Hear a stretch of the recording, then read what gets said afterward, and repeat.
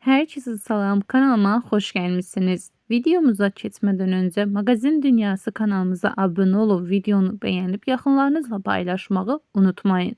Desteğiniz bizim için önemlidir.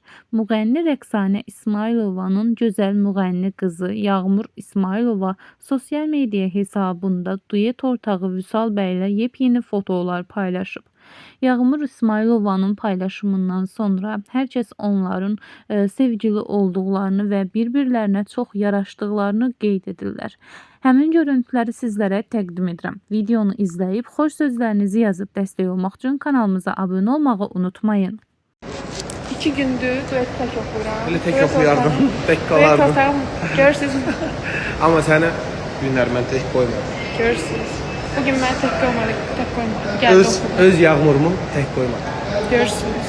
Yağmursuz həyat elə yağmurdur. Gözümün nuruydun, niye aldattın beni? Axı sevmiştim seni, her şeyim senin idin. Neden narazı kaldın? Mamamın yanında boyuma baxın dedim. Elə bir mən... Elə bir mən... Mənim qızım Necədir vəziyyət?